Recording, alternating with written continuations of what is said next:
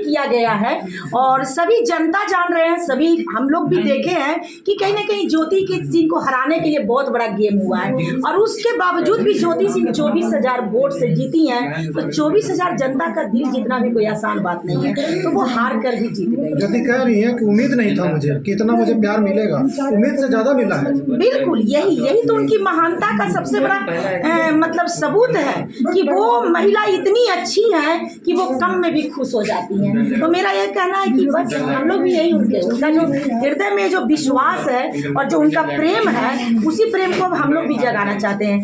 इस बार 24 और next time ज्योति कहती है कि हारी नहीं हूँ, एक मुझे मेरे को सीख मिली है, लेकिन जनता के बीच में हमेशा रहूंगी जैसे रह रही थी, आज भी और कल भी रहूंगी। बिल्कुल, उनको रहना भी चाहिए क्योंकि काराकाट का जनता के हृदय में मैं जो नजदीक से देखी हूँ, उनका सम्मान और जो विश्वास देखी हूँ, नीचे सी बात है कि इलेक्शन तो हार जीत का मतलब एक मंच ही है, लेकिन ज्योति सिंह का पर्सनली जो वहाँ जनता में जो लगाव था, ज्योति सिंह को बिल्कुल नहीं छोड़नी चाहिए और अपना जो पर्सनल उनका व्यवहार है वो बना के रखना। मात्र 20 दिन समय मिला था ज्योति जी को। बिल्कुल, 20 दिन के प्रचार में ज्योति सिंह 24,000 वोट से मतलब कहीं न कहीं लोगों के दिलों के माध्यम से विजयी हुई है। इसकी उनको ढेर सारी शुभकामनाएं। हार जीत अपनी जगह होता है, बाकी काराकाट की बेटी हमेशा बन के रहूंगी। बिल्कुल, वो काराकाट की बेटी है, बहू है।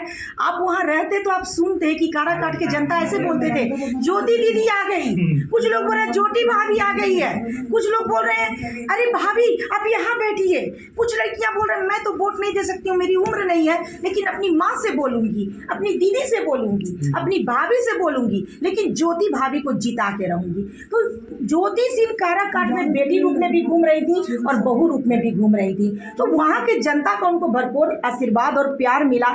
यहाँ तक कि मैं एक दिन के लिए गई थी, मुझे भी बहुत काराकाट के जनता के द्वारा प्यार मिला। तो काराकाट का जो ये मतलब जो सामाजिक एक जो गुण देखने को मिला, अपने आप में बहुत ही भव्य, बहुत ही शालीन और बहुत ही खूबसूरत। आज भी हमारे बिहार में इतने सम्मान पूर्वक किसी महिला को अपनाया जाता है। विरोधियों को मुंह तोड़ जवाब देती हुई बोल रही है कि मुझे पे 2 FIR हुआ, लेकिन मुझे उससे फर्क नहीं पड़ता। क्या FIR झूठी है? किसी भी FIR को कोई भी किसी पर FIR दर्ज करा सकता है, लेकिन FIR को साबित किया जाता है। ज्योति सिंह जब गलत ही नहीं है तो वो डरेंगी किस बात की? चुनाव भले ही हार गए हैं, एक्टिव हमेशा रहेंगे जैसा पहले भी बोले हैं। और आगे मैं बात करूंगा खेसारी लाल जी के, वो भी हार गए हैं, क्या कहिएगा? देखिए, खेसारी लाल का तो हारना स्वाभाविक था।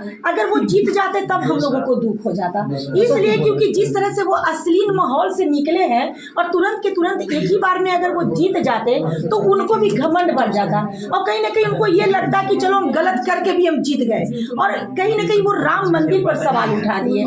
तो जो आस्था का केंद्र है, जो व्यक्ति अभी खड़ा भी नहीं हुआ ढंग से और वो आस्था केंद्र पर ही सवाल उठा दे, वैसे व्यक्ति को जिता कर जनता क्या हासिल कर ले? तो नीचे सी बात है कि इस इंसान का जो व्यक्ति विशेष जो मानसिकता है वो कहीं ना कहीं राजनीति में आने की योग्यता नहीं रखती है। तो मेरा ये कहना है कि इनका हार समझिए कि देश का जीत का कारण बना है। समीर चौधरी ने एक शपथ लिया था कि अगर खेसारी जीत जाएंगे या ज्योति जीत जाएंगे मैं मोच मुड़ाऊंगा।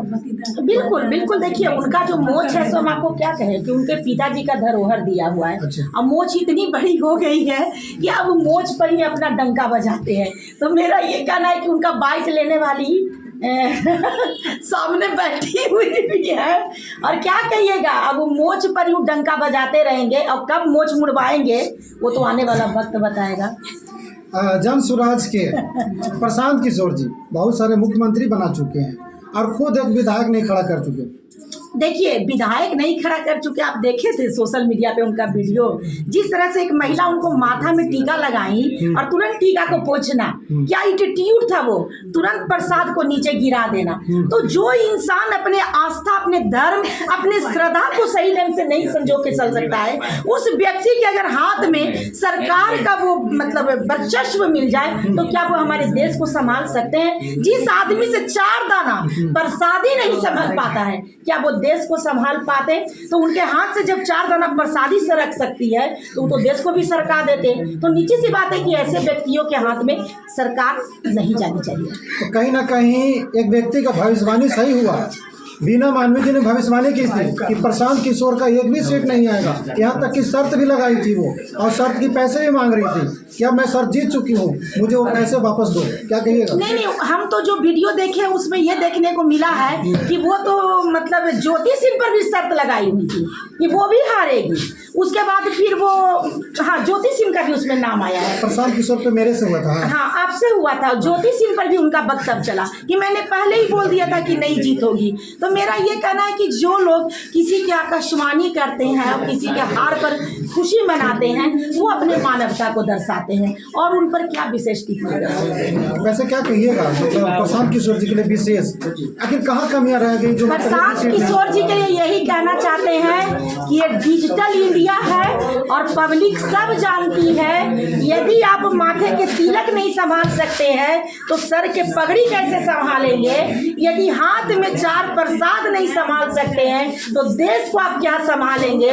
जिस समय आप अपने सर के तिलक को पोंछे थे और जिस समय अपने हाथ में लिए हुए मात्र 4 प्रसादी को धरती पर सरका दिए थे, उसी समय आपकी सत्ता गिर गई। ज्योति जी को सपोर्ट करने वाले सरिता राज जी क्या संदेश देंगे, वो आगे क्या सीख मिलेगी? ज्योति सिंह के लिए यही कहना चाहेंगे कि ज्योति सिंह आप विजयी भव हैं, हमेशा रहेंगी, क्योंकि आप जिस तरह से 20 दिन में 24,000 जनता के दिल को जीती हैं और जिस तरह से पूरे देश दुनिया आपको आशीर्वाद दे रहा है, आप हार भी गई हैं तो लोग आंसू बहा रहे हैं, अपने दर्द महसूस करवा रहे हैं, तो नीचे सी बात है कि जिसने पूरे दुनिया का दिल जीत लिया हो वो बेटी हार कैसे सकती है? तो ये तो एक फॉर्मेलिटी है कहीं ना कहीं विधानसभा में बैठने उठने की। नीचे सी बात है कि इस बार आपकी शुरुआत थी और आप बाई बैक हो गई हैं। नेक्स्ट टाइम और अच्छे से प्रयास करना है, आप निश्चित सफल होंगे। एनडीए के चाहने वाले कुछ लोग जो हैं वो कहते हैं कि उम्मीद से ज़्यादा एनडीए को वोट मिल गया है, एनडीए का ज़्यादा सीट आ गया है, क्या रही होगी, किस वजह से आए होंगे? देखिए एक चीज़ और, 10,000 का फैक्टर तो नहीं काम किया है, क्योंकि बहुत सारे लोगों के यही सवाल है। देखिए, एनडीए के सरकार को जीतने का मुख्य कारण ये है कि अभी तक लोग बोल रहे हैं और एनडीए ने कर दिखाया है। आज पटना में देख लीजिए कि जिस तरह से हमारे माननीय नीतीश कुमार जी, एक मतलब आप देखिएगा, आप जाइएगा मैनी ड्राइव पर, वहाँ जिस तरह से आप व्यवस्था देखिएगा, वहाँ पार्क सारी सुविधाएं बना दी गई है। न जाने कितने लोगों को रोजगार का साधन दिया गया है। वहाँ लोग छोटे छोटे स्टॉल लगा कर लोग बिजनेस कर रहे हैं। तो माननीय मुख्यमंत्री जी से जितना बन चुका है वो अपने बिहार के विकास में अपने कदम को आगे बढ़ाए हैं। आज देखिए कि अब कुछ दिन बाद हमारे पटना में भी मेट्रो हर जगह पे चलेगी। तो हमारे माननीय मुख्यमंत्री जी गांव गांव में रोड, गांव गांव में बिजली, गांव गांव में पानी। तो कहीं ना कहीं आज देखिए कि जहां पर 400 रुपया एक पेंशन मिलता था वृद्ध लोगों को, जिनके पति नहीं रहते थे उन लोगों को, आज कहीं ना कहीं वो 1100 रुपया कर दिए। उसके बाद जिस तरह से गरीब दीन दुखी महिलाओं के भावनाओं को समर्थन करते हुए 10,000 रुपया का उन्होंने एक योगदान भी दिया। उसके बाद 2 लाख रुपया उन्होंने लोन रूप में भी ये बोला कि दिया जाएगा सरकार के द्वारा। यदि जिनको बनता है वो लौटाएंगे, अगर नहीं भी लौटाएंगे तो कोई उन पर परेशानी नहीं होगी। तो मेरा ये कहना है कि गार्जियन रूप में उनकी जनता बहुत बड़ी है और इस तरह से भी उन्होंने अगर जनता के भावना को ध्यान में रखते हुए सहयोग राशि दिए हैं तो कहीं ना कहीं कुछ दिए हैं, लिए तो नहीं। तो मेरा ये कहना है कि बहुत अच्छा उनका योगदान है बिहार के लिए और उनका कार्य ही उनको जितवाया है। एक लास्ट क्वेश्चन, ज्योति जी का कहना है कि मैं किसी को हराने नहीं आई थी और ना मैं जीतने आई थी, मैं तो जनता के दिल में बसने आई थी, क्या करेंगे? तो बिल्कुल वो बसी है, यानी कि वो जीत गई है। मैं तो लगातार क्या कह रही हूँ कि वो जीत चुकी हैं, ऑलरेडी वो जीत चुकी हैं। और मेरा ये कहना है कि ऐसे भी मेरा सरकार से भी ये कहना होगा कि जिन लोगों ने उनको हराने के लिए षड्यंत्र किए, मान लेते हैं कि हर जगह से तो आप जीत ही जाते, अगर एक काराकाट में बेटी को जिता देते तो कहीं ना कहीं पूरे समाज की बेटियों का हृदय पुलकित हो जाता।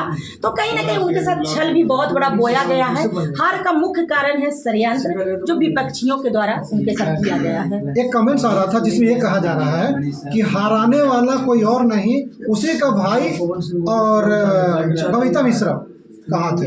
ऐसी कोई बात नहीं है, सभी लोगों ने दिल खोलकर उनको सपोर्ट किए हैं। अब आप इस तरह से किसी को जो उनके सपोर्ट कर रहे हैं और उन्हीं के आप लोग विरोध में उनको लेके जा रहे हैं तो कहीं ना कहीं ये फूट डालने की काम हो रही है। ऐसी कोई बात नहीं है, सभी लोगों ने दिल खोल के उनको सपोर्ट किया है। चलिए वीडियो को हम समाप्त करेंगे।